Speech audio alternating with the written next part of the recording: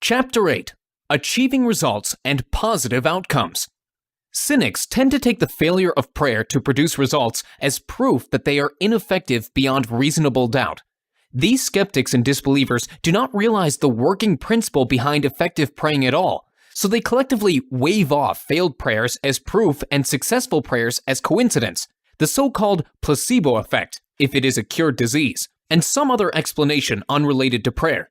The working principles of prayer must be understood first and foremost before effective praying methods could be made. Ironically, the main factor that makes prayer effective, blind faith, is something no self-respecting critic, cynic, or skeptic would ever accept.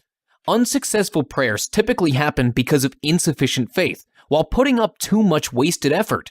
You should never ignore the working principles of effective prayers outlined in previous chapters. You should always remember how your mind works and the importance of having complete and utter confidence in what you are doing in order to make better use of your prayers or your subconscious. If you are not going to pray properly, then you might as well not pray at all. This cannot be emphasized enough. Half-hearted prayers are wasted effort. The subconscious will go about implementing an idea once it is accepted. That is the main working principle behind prayers. However, if your doubts overcome your hope, then that automatically sabotages your subconscious's ability to tell what you want to happen, because you are basically giving it mixed signals. Only after you have dedicated yourself to a principle or idea will your subconscious and its unlimited resources work to make it come true. This happens to both good and bad ideas, so you should be careful about what you are feeding your subconscious. Implementing negative ideas can result in frustration, anger, and stress. Implementing positive ideas, on the other hand, will result in happiness, a sense of purpose, and peacefulness. Whatever idea you dedicate your whole being to, that will come to be. Strong faith and belief in the idea is required in order to program it directly into your subconscious. Your ideas will not be accepted otherwise. Half-hearted ideas will not even reach your subconscious, or, worse, be overwhelmed by a stronger, opposite doubt or negative thought. The stronger your desire, the likelier your subconscious mind will heed that wish. Brute force attacks by constant prayers filled with doubt and desperation will not work on your subconscious. Do not force your subconscious to accept ideas you yourself cannot accept consciously, deeming them impossible. You need to accept the idea first, before your subconscious can do the same with true faith and belief. By making statements like the following, you are surely sabotaging your desire to succeed. Things won't get better. It is pointless to go on. It cannot be helped at all. I'm at a dead end and there's no way out for me. I have no idea what I'm supposed to do. There is no answer to my problems. It is what it is. There's nothing that can be done about it. Half-hearted prayers are akin to sitting on a rocking chair or riding a stationary bike. No matter how hard you rock your chair or pump those pedals, you will still remain where you are. Only by applying the proper principles of prayer and removing all negative thoughts, like the statements listed above, can you make things happen and fulfill your innermost desires. Having both a strong desire and strong doubts at the same time while you are programming your subconscious is like giving your cab driver unsure directions. Just as the cab driver would end up taking ages to get you to your destination because you cannot decide on how you want to get there, your subconscious will have a hard time telling what you want to happen if you have equally powerful negative and positive thoughts running in your head. Do not confuse your subconscious. When you give it a message, offer one that is clear, concise, and to the point. You need to offer it one strong message so that it will do exactly what you want it to do, no questions asked. The subconscious knows where to knock. Consider the story of a housewife who needed her broken washing machine fixed. The machine was functioning as it should the night before, but she discovered it to be broken in the morning. She called for a handyman who took one look at the machine and simply gave it 2 knocks on the side. Amazingly, the washing machine rumbled back to life and was once again operational. The housewife was happy, but then became indignant when the handyman charged her $100 for his services. She reasoned that she could have done the knocking herself, so his price was outrageous to her. The handyman then replied that although he charged her only $2 for the knocks, the $98 was for knowing where on the machine to knock. Contrary to what you may believe, The washing machine does not represent the subconscious mind in the story. Instead, the subconscious mind is represented by the handyman. Our subconscious mind knows, and has always known, exactly where to knock when our body is sick or not feeling particularly well. It will lend a hand whenever we ask it to, because it is in its best interest to help its owner out, but only if we do not force it to do what we want. No matter how bad your illness and disease may ravage your body, a couple of knocks from your subconscious will make it feel all better and return it to the state of healthiness it had before you got sick. The secrets of directed visualization. Using the ability of your subconscious mind is unlike moving a heavy object. Merely working harder will not cause you to get better results. Instead, imagining yourself in the eventual outcome you desire and feeling the sensation that comes along with it will enable you to outline how you will realize your dream before you even lift a finger towards achieving it. It is your conscious mind and its limited perception that is stopping you from realizing what could be and providing you all the justifications why your future potential is impossible to reach and acquire. The conscious mind was specifically developed to work within the parameters of reality, knowing its harshness and restrictions firsthand. It is the part of your brain that blocks your dreams and refuses to think about them, deeming these flights of fancy illogical, impractical, and outright dangerous. It is just doing its job, and for the most part, it stops you from doing reckless things by keeping your impulsiveness in check. However, your consciousness is also the part of your brain that limits your subconscious. Override this wet blanket mentality by continuing to visualize the future possibility you desire and daring to dream.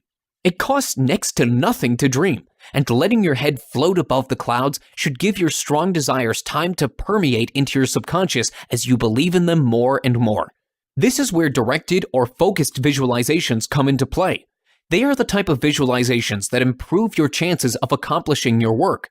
Because concentration remains one of the key components of making prayer work, we can achieve better results in contacting and programming our subconscious by concentrating on our visualization efforts to the point that our whole being makes them real. In short, a concept becomes real because we believe in it. The more we believe in it, the more real it will become. Focusing on our visualized objectives by taking into account its pros and cons, as well as how we can go about realizing it through a real-world scenario, makes it more believable, authentic, and realistic, because we are basically helping our subconscious make the blueprints necessary to make our goals a reality. Analysis on how we can make our goals happen, acknowledgement of the problems we are going to face to make it into reality, and briefly going into the root of your problems is basically your subconscious and conscious mind working in tandem in order to realize your goals and your preferred future outcome. Conflict of desire and the imagination. Émile Coué, a French psychologist, once stated that whenever your imagination and desires conflict with each other, your imagination always gains the day. The meaning behind his words requires an in-depth understanding of how the conflict of desire and imagination works. To get a better idea of this concept, let us suppose you were asked to ride a bicycle through a narrow piece of timber that is lying flat across the road. It would be an easy feat, wouldn't it? Unless you do not know how to cycle, it should be a piece of cake. However, if the same piece of wood were to be placed 50 feet, 100 feet, or so forth above the ground across two buildings, it would not feel as easy anymore because of the element of risk involved.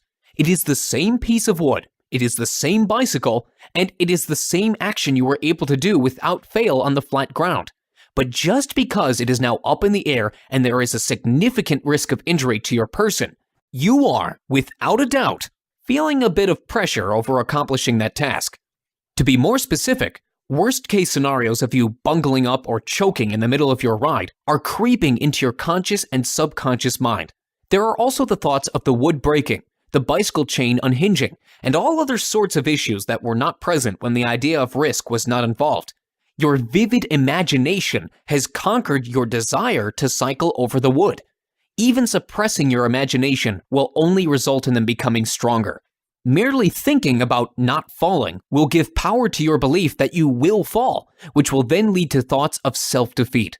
The idea of not falling makes the possibility of falling more likely in your head. Your subconscious mind itself will sabotage your conscious attempts of riding the plank of wood, because the more assertive thought, falling, always wins in the end. At the present, you are probably thinking, despite all my hard work, why am I not improving? Why aren't my prayers being answered in regards to healing myself? I should persevere and be more determined. I must visualize my success harder. Overdetermination can cause you to not get the results you want. Forcing your subconscious to do what you want gives credence to your doubts of it working. More to the point, you are forcing your subconscious to help you because you are desperate and you really do not have much faith in your objective otherwise. The only way to make your subconscious work for you is to totally believe in your desire with your whole being instead of using compulsion or brute force. Resolving conflict, imagination, and desire.